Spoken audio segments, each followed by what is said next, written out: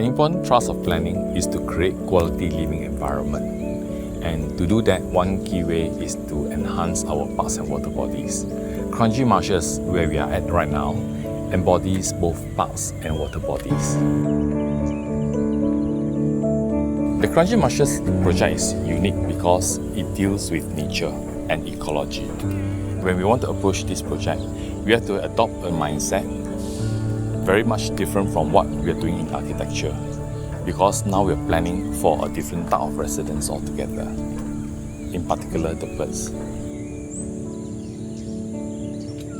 If you trace back to the old satellite images in the 1960s and 70s, you see a lot of fish farms around this area. But when the Sungai Kranji was about to become a Kranji reservoir, this low-lying area then became flooded with all the water from this catchment area. So Kranji Marshes then become a marshland that functions as a natural filtration system. If you notice, there are a few canals that drain the water into Kranji Marshes. Those waters are coming from the nearby drains and also the earth and land area. So the water is a bit more polluted and murky. So when it comes to Kranji Marshes, all the sediments will then settle within this marshland. Kranji Marshes will then filter and cleanse the water before it flows into Kranji Reservoir. Being abandoned and left untouched for so many years, Kranji Marshes became a natural habitat for a lot of wildlife, especially the birds. So under this project, we are trying to recover and also enhance Kranji Marshes to what it was in the previous time.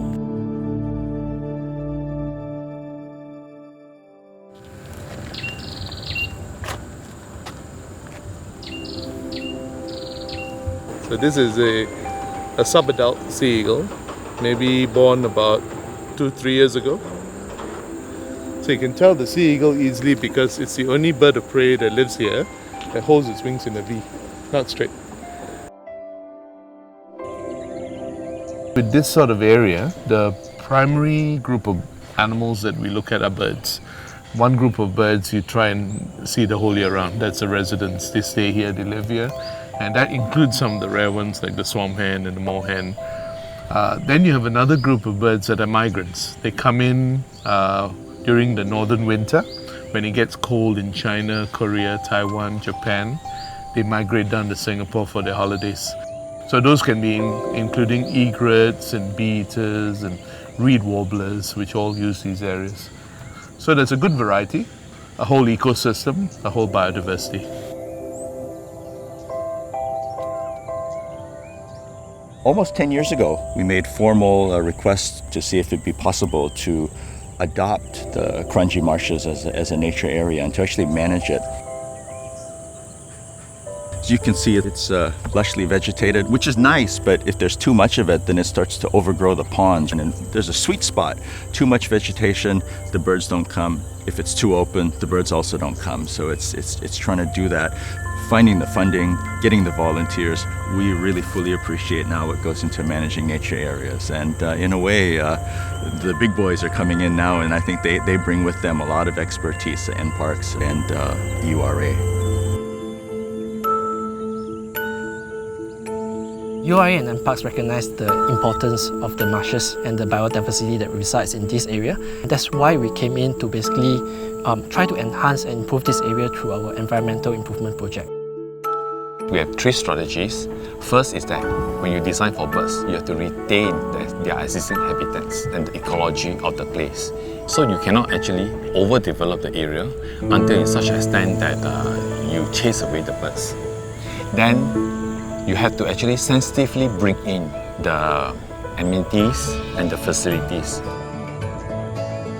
We carried out quite a lot of site investigation. We had the topographic survey, the biodiversity impact assessment, and how we designed it was to make sure that we located facilities away from areas that would disturb the birds. So the main public areas are way up at the gateway area and the staging area here. And then we have the main marsh, which is actually fairly isolated from people. And again, we ensured that even the pathway loops around the main marsh separate people from the birds at all times. So there's a good setback of 50 meters. This type of construction is not like a normal construction, which we can build up in stories, multi-story, all this thing. Each and every moment and every location is a different process. Normally people or contractor they will do some of the things off-site, some they do on-site. Here we do everything prefab. Even the structure we mobilize transport during the night time with escort, and we bring in segments, and it will improve the productivity, one thing. Secondly, it also give a quality work, and third, we have not hindered the nature here. Certain areas will be open to the public because those are not so sensitive areas, whereas other areas that is much more sensitive, we can actually bring people in through guided walks to carefully manage the visitors. At more than 50 hectares, the Kranji Marshes is the biggest freshwater marshland that we have conserved and we are going to maintain as well. It's part of our Phase 3 development of the Sungei Buloh Wetland Master Plan. These two environments are extreme scale of, and one is freshwater, one is seawater. So together they actually complement each other. We are also looking at the end of Lim Chu Kang area where we have the catching house. So the catching house will also be eventually developed to link up with this development as the western gateway to Sungei Buloh.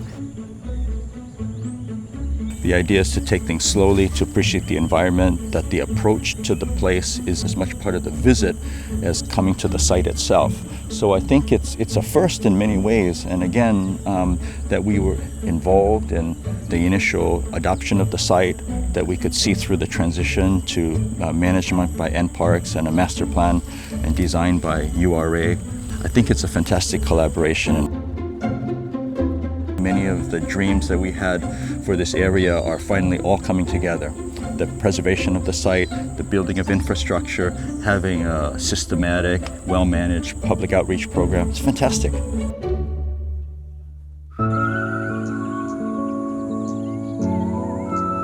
It's good to know that one of these areas that you enjoyed for the last 3 decades will still be around for the next generation. The unpredictability of nature makes it always an exciting prospect. Each visit is never the same. You still discover new things, you still learn new things. And it's not just the observation, it's also the sounds, the smells, the feel, the whole works. I think despite the scarcity of land in Singapore, the government has actually set aside about 8% of land area for greenery such as nature reserve, nature areas and parks. So moving forward, I think that the planning and development for Singapore shouldn't be just about building more buildings and skyscrapers, but also about preserving our natural assets, such as Kranji Marshes. We are not just talking about a dense city itself, but a dense city with lots of greens and different types of greens. Success for this particular project is that how much nature we retain and how much birds that we will be able to keep at the end of the day. And hopefully, we will see more birds coming back here.